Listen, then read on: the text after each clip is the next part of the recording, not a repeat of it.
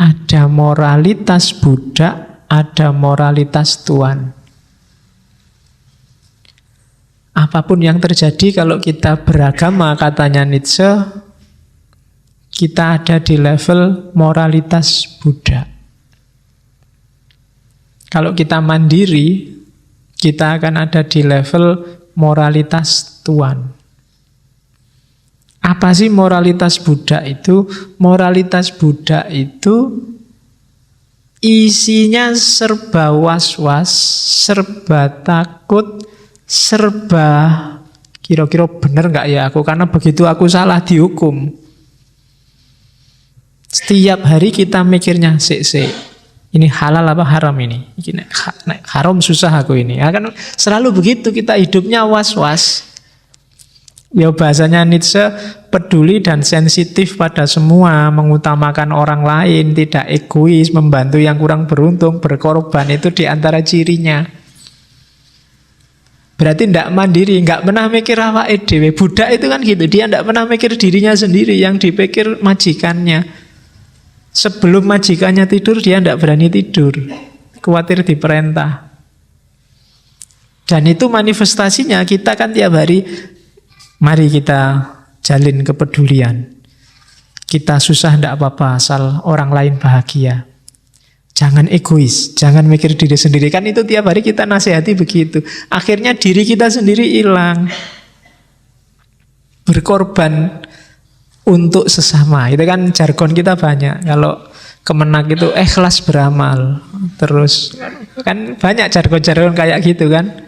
Loh, katanya Nietzsche ini bunuh diri. Jadi tuan dulu, gampang nanti kalau ingin membereskan situasi. Kalau kita tiap hari hanya mikir orang lain, kita tidak ubahnya kayak budak. Jadi ya tinggal kita tengok dalam diri kita sendiri, katanya Nietzsche. Apa yang ada di pikiran kita.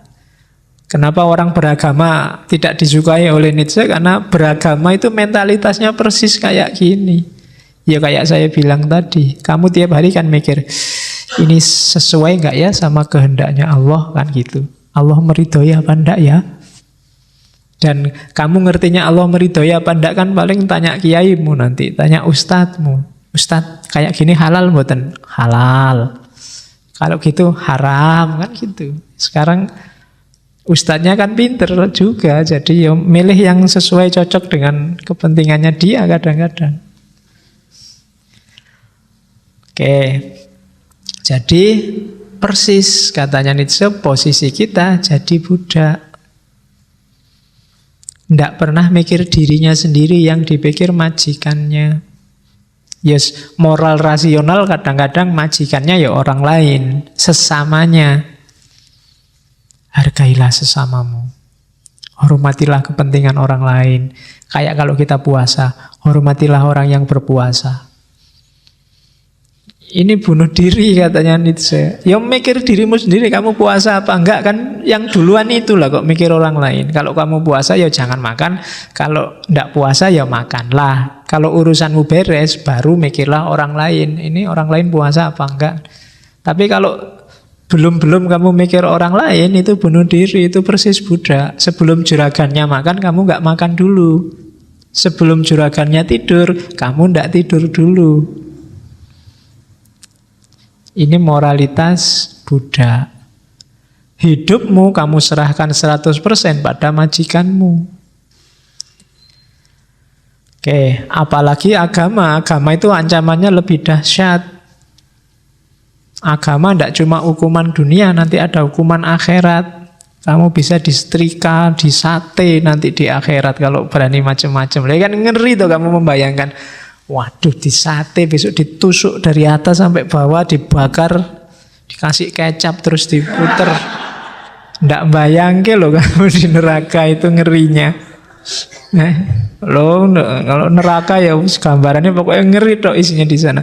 Barang siapa yang suka mengadu, saya dulu kecil diceritain gitu, yang suka ngadu jago, besok kita akan diadu. Barang siapa yang ngadu jangkrik, besok kita diadu oleh jangkrik. Oh itu kan tidak bayang ke. Berarti besok promotor tinju itu diadu oleh petinjunya, kan dia yang ngadu orang, besok diadu oleh orang. Oke. Jadi moralitas Buddha, melakukan sesuatu yang bukan kepentinganmu, yang bukan kebutuhanmu, yang bukan keinginanmu. Oke, tapi rasanya enak loh kadang-kadang gitu Pak. Nolong orang lain itu nyaman. Kalau katanya nih alah nipu. Enggak. Kalau mau jujur ya enggak. Uang kita sedekahkan semua untuk yang lain. Nanti rasanya nyaman, bisa ngapusi. Enggak. Orang mungkin tetap ganjel. Meskipun ustadznya bilang ikhlas ya, yo ikhlas tapi yo apa tetap. Kalau ditanya yang jawabnya ikhlas tapi hasilnya ya ganjel tetap. Ndak alami. Yo paling ndak yang jawab apa, yo berat sih tapi gimana lagi. Ngono ndak apa-apa, itu lebih jujur daripada ya ikhlas padahal ndak. Jadi ndaklah katanya, yo mikir buat kamu dulu dong. Kalau ada sisanya baru buat yang lain. Jangan semua buat yang lain. Itu namanya bunuh diri. Mental kita jadinya mentalitas Buddha. Ya nanti kalau dalam agama, kalau saya percayalah Allah menurunkan kita ke bumi ini tidak untuk dibikin susah. Dia nyuruh kita seneng, bahagia. Kok gara-gara dan dikasih bantuan agama, dikasih bantuan Nabi, itu menurut saya biar kita sukses, senengnya bisa memuncak, senengnya bisa semakin tinggi. Kalau gara-gara agama kok kita sumpek, ada yang salah dengan keberagamaan kita. Ada yang keliru. Oke, dan menurut saya banyak kisah-kisah Nabi yang konotasinya memang kemanusiaan kok, bukan bunuh diri. Tidak pernah Nabi nyuruh kita sedekah seluruh harta kita. Dompet mana? Dompet kan ada yang gitu. Kasih semua isinya. Itu bunuh diri namanya. Kamu tidak bisa pulang, duit entek. Jadi wajar-wajar saja. Untuk kepentinganmu berapa, sisanya berapa. Kalau enggak, kamu terjatuh di mentalitas Buddha. Banyak orang beragama ada di mentalitas ini. Mentalitas Buddha. Padahal katanya Allah kan yang boleh memperbudak kita cuma Allah. Jangan yang lain. Meskipun Nietzsche bilang tidak boleh ada yang memperbudak kita satupun. Termasuk Tuhan. Kalau Tuhan memperbudak kita, bunuh aja. Lalu nanti sampai ke situ Nietzsche, Tuhannya dibunuh ngapain? Ayo, kemerdekaannya budak kan matinya majikan. Nah iya kan, biar gak diperbudak lagi, bunuh majikannya. Bebas kita sekarang, kan begitu. Oke, nah terus kita harus punya moralitas tuan. Jadi mentalnya mental tuan. Apa? Kamu harus jadi orang besar. Kita harus jangan mau di bawah. Semuanya harus berjuang untuk menuju ke atas. Let the strong, itu kan rise to the top of the heap. Biarkan yang kuat berdiri di atas pundaknya yang lain, di atas kerumunan, di atas kepala. Lebih tinggi. Karena dia kuat. Jadi tuan. Jadilah, ya seandainya ditafsirkan kasar, itu Nietzsche maunya, mending jadi orang kuat yang menginjak daripada orang lemah yang diinjak. Itu kalau akal kita waras. Kalau ada orang, saya lebih milih diinjak aja Pak, itu berarti tidak waras. Orang waras itu ya tetap milih di atas, bukan di bawah. Tetap milih jadi tuan, milih jadi majikan, daripada jadi budak. Loh, besok di akhirat kan kita bisa masuk surga Pak. Ya, di surga juga jadi budak. Jeragannya akan tetap Tuhannya. Kita tidak merdeka-merdeka sampai besok, tidak enak. Katanya Nietzsche, harus merdeka dulu.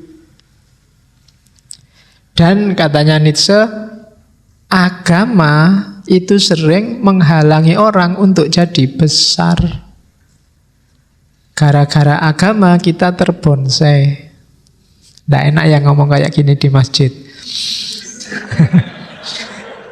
Kamu tiap hari diceramai agama itu puncaknya peradaban kita, sekarang agamanya dilecehkan. Katanya Nietzsche, agama hanya menghasilkan orang biasa. Agama itu hanya menghasilkan jamaah. Yes, kayak Ustadz Maulana itu loh. Pokoknya kalau dia bilang jamaah, terus jamaah nyaut, weh gitu. Itulah kita. Jadi mentalitasnya Buddha. Kita terbelenggu, tidak bisa ngapa-ngapain, sehingga potensi besar kita hilang, tidak terwujudkan. Kita jadi orang biasa-biasa. Dan itu dikritik habis-habisan oleh Nietzsche. Lah kok mau-maunya? Kita punya potensi, punya bekal, punya akal, punya kekuatan. Tapi mikir dibatasi, gerak dibatasi. Mau bikin tata nilai sendiri nggak boleh, mau merumuskan hidup sendiri nggak boleh, semua dibatasi, katanya Nietzsche. Apa enaknya hidup yang kayak gitu? Ya ini mungkin pengalamannya Nietzsche sendiri, karena dia kan sejak kecil ibunya modelnya agak salafnya Kristen. Saya tidak tahu Kristen ono salafnya apa enggak ya. Yes, pokoknya ngono lah. Kristen rada keras lah pokoknya, Kristen garis keras. Oke. Jadinya dia agak trauma. Menurut dia agama itu isinya hanya membelenggu. Waktunya enak orang-orang tidur malah disuruh bangun sholat. Waktu enak-enaknya nongkrong disuruh sholat. Waktunya makan-makan suruh puasa. Duit baru ngumpul disuruh haji. Itu pun ngantri 30 tahun. Dan disuruh sabar, dihapusi ndak apa-apa. Haji itu kan gitu, sering pemerintah rotok trik dikit, dia nyari untung banyak. Kalau kita protes, loh kok kayak gitu, ndak apa-apa. Calon haji itu harus sabar. Masa haji kok marah-marah? Jadi kita nesu aja ndak boleh di agama kan, komplain aja nggak boleh. Kalau komplain ke orang, dianggap komplainnya ke Tuhan. Masa komplain sama Tuhan? Itu kan persis kasus hari ini kan, ada Ahok lah, ada siapalah yang itu. Jadi itu sebenarnya orang, cuma disandarkan bahwa ini maunya Tuhan. Seolah-olah hari ini kan ketika Ahok ngomong itu Allah marah, Nabi Muhammad pasti marah, padahal yang marah dia. Tapi kan dia tidak mau ngakunya, loh ini Allah loh, ini Islam loh, ini yang marah jelas dia kok. Iya.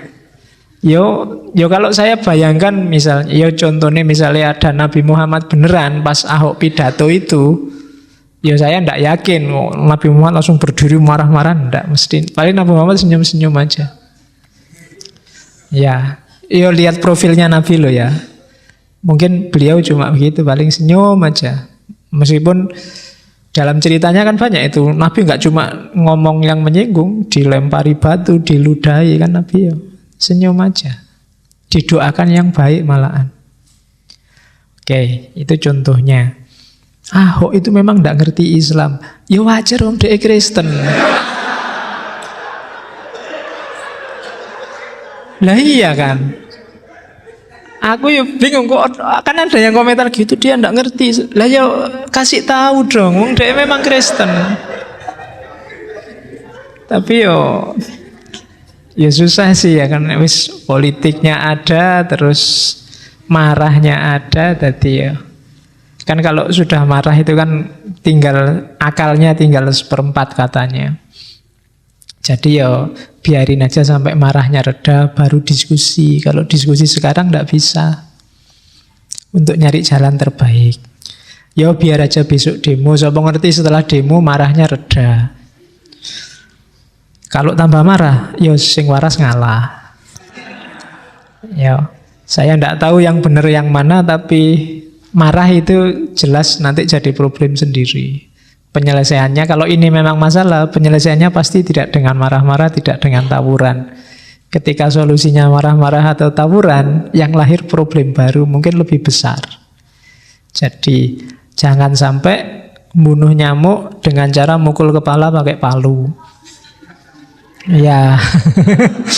Masa ada nyamuk kecil satu njupuk palu diduduk kayak anu ya. Nyamuknya bisa lolos, cuma kepalamu penjut mesti. Oke, jadi itu moralitasnya harus versi moralitas Tuhan. Penguasa hidup kita sendiri.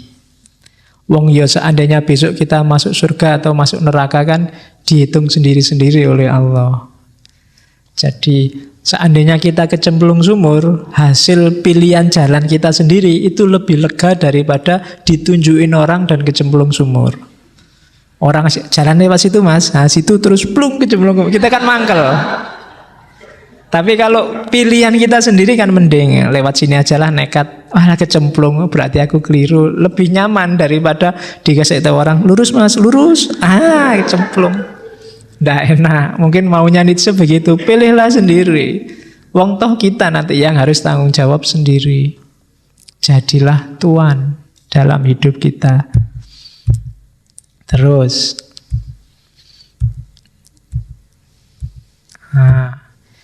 katanya Nietzsche, agama itu konstruksi sosial. Wahyunya dari Allah mungkin melalui nabi, dibukukan jadi kitab suci. Tapi ketika itu dipraktekkan dalam sebuah institusi, itu konstruksi manusia sudah. Dan oleh umatnya, konstruksi manusia ini banyak dianggap konstruksi Tuhan. Ya kalau dianalogikan dengan agama kita, fikihmu itu hasil pikirannya Imam Syafi'i, Islammu, teologimu hasil pikirannya Imam Asy'ari, tasawufmu mengikuti Imam Ghazali mungkin. Konstruksinya manusia semua. Sholatmu yang gaya kayak gitu, itu niru guru-gurumu, ustadzmu kan. Yang lain punya gaya sendiri. Jadi tetap, meskipun Nietzsche yakin tidak ada sumber transendental, sumbernya manusia, seandainya toh kita tidak percaya, kita percaya bahwa itu dari Allah, dari langit, dari akhirat, tetap dia ditafsir oleh manusia, dikonstruksi oleh manusia. Buktinya apa? Yang setiap imam, setiap ulama kadang memahaminya beda-beda. Jadi agama itu konstruksi sosial. Yang kedua, agama sering-sering memaksa kita mengikuti ajaran Tuhan dan memusnahkan insting naluri kita untuk berkembang, untuk jadi orang besar. Kalau bahasanya Nietzsche, will to power kita dibunuh atas nama agama. Terus ketika kita dalam kondisi susah, agama tidak nyuruh kita berjuang. Kadang-kadang malah nyuruh kita pasrah, menyuruh kita ini sudah takdirnya, nyuruh kita yang penting Allah ridho, nyuruh kita ya selesai. Kita dibelenggu, potensi kita diberangus, ini bahasa kasarnya. Yang ketiga, kita tidak boleh bangkit. Nah, itu kan ini kritik habis-habisan ini pada agama. Agama membelenggu kita tidak bisa jadi besar. Kemudian ketika kita jatuh, kita malah dinasehati yang semakin membuat kita loyo. Sudahlah, dunia adalah penjara bagi akhirat kehidupan yang sejati. Kalah di dunia nggak masalah, yang penting besok masuk surga. Ya semakin tidak mau berjuang, semakin kita tidak memperjuangkan nasib kita sendiri. Kita kan sering kayak gitu. Temenmu menzolimimu, kamu kan terus biar aja. Nanti dosaku biar masuk ke dia, pahalanya dia masuk ke aku. Kan kamu selalu gitu. Membiarkan orang menzolimimu.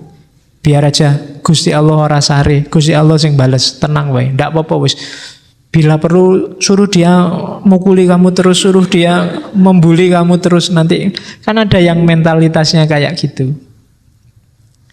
Ya meskipun kalau di Islam apa iya kayak gitu. Tapi Nietzsche melihatnya umat beragama itu sering begitu. Ya Allah, ndak apa-apa saya miskin asal engkau ridho. Wah, susah. Ya kan? Oke, lu miskin itu kan kalau ditarik lagi berarti butuh bantuan orang lain. Itu sama dengan bilang, ya Allah biar aja orang lain bantu aku asal kamu ridho. Ndak mandiri. Oke, kan sering kamu kayak gitu. Oke, ndak apa-apa kamu membuli aku, nggak apa kalau kamu mencaci maki aku. Yang penting, kan mesti gitu kamu. Terus arahnya ke atas. Yang penting Allah sayang padaku. Itu kadang-kadang untuk nutupi janjane kamu rawani. Bales. Ora wani kerengan. Ndak berani gegeran. Padahal maunya Nietzsche loh. Kalau kamu tersakiti ya ndak apa-apa, tunjukkan di mana sakitmu. Kalau kamu malu ya tunjukkan. Tunjukkan kamu malunya tentang apa, maksudnya gitu. Oke. Dan dengan logika yang sama nanti Nietzsche sangat tidak suka dengan yang namanya demokrasi, sosialisme, dan komunisme. Kenapa? Demokrasi, sosialisme, komunisme itu nganggap semua orang sama. Padahal kan kita beda ya, katanya Nietzsche. Ada yang bodoh, ada yang pinter. Itu kan semua ngakui. Ada yang kuat, ada yang lemah. Kan kita ngakui ada itu dalam hidup ini. Tapi dalam demokrasi, sosialisme, semua dianggap sama. Bahkan katanya Nietzsche, demokrasi, sosialisme, komunisme itu membolehkan orang-orang idiot menjalankan sistem. Jadi pemimpin kita bukan yang paling kuat di antara kita, tapi orang biasa-biasa yang dapat suara terbanyak. Sejago apapun orang, kalau tidak ada yang milih, dia tidak akan jadi pemimpin. Sistem kayak gini, katanya Nietzsche, adalah sistem yang tidak manusiawi. Harusnya pemimpin itu ya yang paling jago. Biasanya pemenangnya itu orang biasa-biasa dalam sistem ini. Kenapa? Karena orang itu nyari yang selevel sama pikirannya, sama levelnya dengan dia. Yang di atas dia enggak, yang beda sama orientasinya dia enggak. Maka karena mayoritas itu orang biasa, yang dipilih oleh mereka pasti juga orang biasa. Jadi demokrasi, sosialisme, komunisme itu dikritik oleh Nietzsche. Alah, demokrasi paling apapun yang terjadi yang dipilih ya sesuai logikanya orang banyak. Dan orang banyak itu selalu orang biasa. Tidak pernah ada orang istimewa itu banyak. Kalau ada yang bilang kita yang hadir malam ini semuanya adalah istimewa, itu mesti basa-basi. Tidak ada orang istimewa, orang kuat itu 1-2. Nah, cuma orang-orang ini sering nasibnya jelek. Kenapa? Karena dia tidak cocok dengan logika mayoritas. Itu katanya Nietzsche. Jadi agama, demokrasi, sosialisme, komunisme, kesetaraan, ini logika-logika yang dibenci oleh Nietzsche. Bikin orang pasif, bikin orang tidak keluar dari kotaknya. Ya sudah, berarti hidup ini semacam ini. Kamu tidak bikin terobosan. Jadi maunya Nietzsche itu jadilah orang besar. Oke, akhirnya apa? Akhirnya tragedi, katanya Nietzsche.